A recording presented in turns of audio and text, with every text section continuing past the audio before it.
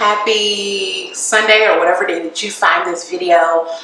I asked on Twitter, if you're not following me on Twitter, you should, Black Lux Life, but I asked for the weekend some topics that would come straight from those who watch. Because I can create content all day long, but I like to make sure that I'm hitting things that are important to you, because you are taking the time to watch me, which I thank you, but I want to make sure that there's content that really helps to improve, inspire, and just makes your life better. So one of the topics was cook with Christian, which honestly I thought it was cute, but I'm just like, I don't do the extras. But what that triggered was a thought about meal prep. So I'm getting really focused in on kickstarting my weight loss journey again. It's kind of stalled out for 2020. I think everybody has some weight gain. Some people did lose weight, but that is not the norm, especially with everything that was going on and depending on your life. Like for some people, working out was a way for them to control what wasn't controllable, which was pretty much everything else in the world. So I wanted to bring meal prep 101 for the basic beginner person who is never really done meal prep, or you tried, it didn't work for you, and really explain the why and then the how. So I'm breaking this video up into two parts. So part one will be today. We will cover the why of meal prep, how it's beneficial, where's the mechanics of it, and then on part two in the next video, we will discuss the how, basically taking everything that we did in the first video and making that into practice. I'm really big on systems, structures, and how your mind thinks, because how you think about one thing is how you think about everything else. So to get started for this first video, I like to think of the why as a mantra that I picked up some years ago when I was a makeup artist. There was this very phenomenal, I don't know what her role was. I think she was more into the scouting of talent, but one of her mantras was plan the work and work the plan. Hear that again. Plan the work, then work the plan. The first thing is planning. With everything that you do in life, there should be some plan. I know for some people, they like to be serendipitous, spontaneous, and those are good things. But when you have structure built into your life, you can have those serendipitous moments because your energy is not functioning on a low way. So for example, when you're trying to just get your stuff together, you don't have the mind to think about inspiration and, oh, let me try it this way, or you don't even have that confidence sometimes to even think outside the box, because you're so just in the right here in this primal state. But as you're trying to level up your life, you have to think more long term. So that means planning. I think with planning goes with everything in life. So you want to be cute fashion wise. That means you would basically not meal plan your wardrobe, but you would prep your wardrobe for the week. I used to do that. That used to be my, funnest thing to do is to go through my closet and plan looks. And the way I would do it, I might see an accessory or a shoe that I haven't worn in a while and make an outfit off of that. That is not something you can do for the average person on a day-to-day basis. So if you're not someone who's really fashion inclined, you wouldn't be able to do that, because your mind's going to be thinking, okay, I got to get up for work. Oh, okay, here's the top, here's the bottom, here's the shoe, I'm out the door. But now if you're super creative, then yeah, maybe so. But most people, the average person, and I like to operate under the rule versus the exception. There's always going to be exceptions. Exceptions are great, but I prefer to operate under the rule, which to me goes in my philosophy of discipline. And when I think about discipline, I mentioned this in a previous video, my definition of discipline is discipline equals consistency plus predictability. So you have to have a structure that's your discipline in order to produce those really great things. And if you have that structure, the sky is the limit. You have your foundation. So your needs, like the basic foundational survival, whatever you want to look at it, is done, you're good to go. So when it comes to your meal prep, weight loss, or just if you're just trying to be healthier, you're just trying to like max out your optimal levels, those who lose weight and lose a lot of it, especially, this was not done by chance. There are people who lose a lot of weight and it is because of maybe some health issues, something like that. I'm not talking about those sorts of people. The average person, the average woman, average black woman, you're dealing with all sorts of stressors in life, around the world, doing all the things. In order for you to be at your best, you have to plan. And it doesn't have to be a chore. It doesn't have to be a long process. I typically will take either my Friday or Saturday night, maybe 30 minutes to an hour, and I plan out. And typically for my meals, I do it once a month. So I do it at the end of the month so I can prepare for the rest of the month. And the way I do it is that I go Friday, Saturday night, take an hour. I go through my inventory of my kitchen. What do I have on hand? What dry goods do I have? What things have I been wanting and haven't had in a while? And then from there, I develop my meal plan. You can get as granular as you want to, but for me, what has worked is planning out breakfast, lunch, and dinner, ensuring that I have everything on hand, or maybe I do need to go and purchase something. This also helps you to not go grocery shopping aimlessly. So if you have a meal plan, so for me, for the month of February, my first week, I'm having turkey bacon and sliced turkey wraps with lettuce as a breakfast because I'm going keto. So a lot of the things that we eat, like say multi-meal, oatmeal, bread, carb stuff, are pretty much out the door for me for the next few months. But that's my breakfast. So I made sure to have that in place. Next item is going to be chicken breast that I'm going to pan sear and have as a topper for my salad for lunch. That again is in my freezer. Great, I don't have to go get it. Only thing that I have to get is produce, which you have to get that pretty regularly. And then for my dinner, I am doing lettuce turkey wrap burgers. Again, do I have ground turkey? Yes, no, great. Make the list and boom. There is a complete 3-course meals over the course of the day that I have planned. Having that set out and doing that for the rest of the weeks of the month, this really helped me when I lost 100 pounds back 10 years ago. And what made it even more focused is that I was very much broke. I didn't have much money, and so I couldn't just do I don't have anything in my refrigerator, let me just go to the supermarket and pick up something. Or going to drive-thrus. Like, I already didn't like fast food, especially when you're on the focus of losing weight. That just kind of gets cut. And most fast foods for me, even before weight loss, didn't work for my body because most things are beef, they're dairy, they're pork, and these are items that my body doesn't like. So meal prepping helped me, for one, ensure that I maxed out my spending dollars when I was at the supermarket, and then also helped to ensure that I was eating things that I could eat, and things that I enjoy. Like, I may not be able to do ground beef tacos, but I can do ground turkey. Do I have taco shells? Do I have seasonings? Like, really making sure that I am as best prepped as possible, because it goes into my next point of the fact that when you are meal prepped, life has no shortages of stress.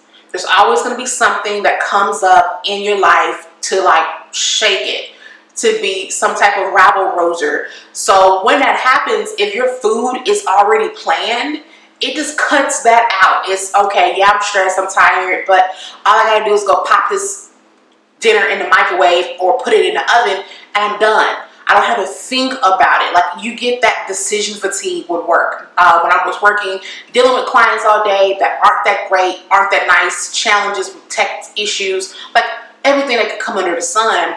When it came down to food, if I have my meals prepped, It's easy. I can just go pop it in the microwave in between calls, eat, and know that I have gotten something that I enjoyed, that is going to keep me fueled throughout the day, and that helps to focus my energy where I need to be present. I really firmly believe for women, especially Black women, we have to do the things, put forth the effort for our own optimal success. We give it to everybody else, and we oftentimes come up on the short end of the stick. We come up as like we're the last person on the list to take care of, and when that happens, we oftentimes leave ourselves out there in the world that doesn't necessarily cater to us, isn't checking for us in the sense of, are you okay? And so we end up having so many health issues, be it physical ailments, mental ailments, or both. Oftentimes you get into the mental ailments of like depression, anxiety, and so you just start eating things to comfort yourself, and then that exacerbates and then causes some health issues. Know that you are deserving of the care and deserving of the effort, and so that's why I really want you to like focus in on this video, because it will definitely help you. Next thing I would suggest highly when it comes to getting started with meal prep, especially if someone that hasn't done this before, is instead of the first week going and trying to meal prep, just go download MyFitnessPal if you don't already have an account. This is not sponsored, by the way. They should sponsor me, but I digress. Go to MyFitnessPal and log everything that you eat. Everything. Like, you don't have to measure it as much. Like, try to, eyeball it as much as you can, but really put in the effort into work of everything that you, whatever enters your mouth, you are writing it, whatever you're putting in your mouth, on the paper, in the app. And after a week, I want you to look over your week and see how are your calories, how is your fats, how are your carbs, how are your sugars.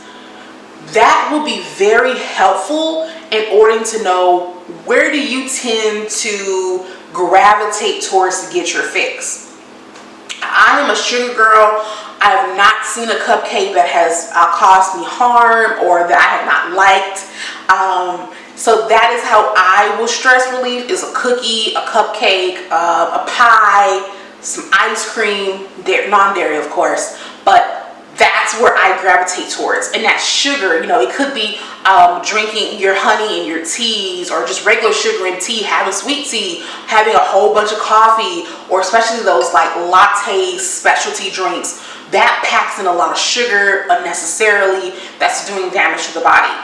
You also could be someone who's like a salty person, so your pretzels, potato chips, whatever, pork rinds, things like that you're eating, that is going to, again, be kind of your fix, how you get it. Some people like that crunch popcorn, especially if it's like the buttery kind. Like, there are things that you're gravitating towards. Or you could find out that, hey, I only seem to eat like once a day. Wonder why I always have a headache. Or I don't really drink water. Like, I've noticed I haven't drinking any water, or I have like a bottle of water and that's all I had today. It's like, that's why my lips are really dry, or my skin is super dry, or I'm just not feeling great. Like, I don't feel great. But what I am drinking is 2 or 3 things of soda, or I'm drinking a buttload of coffee. I've known people who drink coffee from the moment they wake up till they go to bed. Just having that constant fix. And it's kind of, in a way, I don't like to use the term a bunch, but addiction is addictive. And it's just helping us essentially get us through an uncomfortable situation. And so, not to get too deep on the psychology of things, hopefully in some future videos, but we kind of like are trying to fulfill something inside that's not being met with our everyday life. So things aren't really going that great in life, or you're overstressed. Like, maybe the things in your life are good, but it's extremely stressful. You don't feel like you have the support that you need in order to be good, to be at optimal. And so what we're doing is taking things to help us fill that void. And that's not a good way to life. Like, that really would be the first thing to do, is to examine your life and figure out what about my life is that stressful, and then from there making those necessary adjustments, be it job, be it housing situation. And sometimes you just can't do it immediately, but at least in your mind you have a plan. Again, plan your work, work your plan, and that's going to help you over time to get to where you are more comfortable.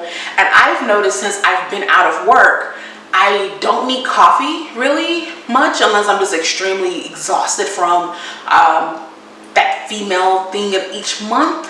Other than that, coffee actually makes me jittery, so I don't need it. But beforehand, I would be like a demon without my coffee. And I look at that as it's predictable and it's consistent, and that's discipline. I'm someone who really craves structure, discipline, because it helps me to know where I'm going, and I can take other energy I have and focus it in on other things. So we may have discipline. That's all a habit is. A habit is doing something over and over and over, and it's a consistent thing. Like, this is just who I am, this is just how I am. It's the discipline that you've already created in your life that you now need to pivot into more positive ways of discipline. That's going to benefit you, because we can do things in a disciplined way that are negative, like binge eating, drinking far too many glasses of wine or alcohol or whatever is that your thing is. That is the focus. But the first week, just count it all up, see where you're at, see what you're doing. That's going to help you adjust and know where to go. If you haven't and you have the ability to, a nutritionist would be phenomenal. And this would be great data that you could share with that said nutritionist and say, hey, this is what a typical week of me eating looks like. And that they can then help you to kind of pivot what's going to be best for you. But if you don't have that, you may have to do some trial and error, some experimenting. But it's all in good fun. When I lost 100 pounds, I didn't have a nutritionist and I didn't have a trainer. I just knew what I was eating wasn't doing it, but I started eating less. And then as I started seeing the improvements, I started fine-tuning things. I started like, oh, I could never give up this. And the more that I was focused and getting those goals, those things just started dropping, because the benefit of them started to lessen to where they weren't beneficial. We keep things in our lives because they benefit us, be it that it's because of growth, be it because of pleasure, be it because of whatever you need. That's why we keep things there. So just something to think about.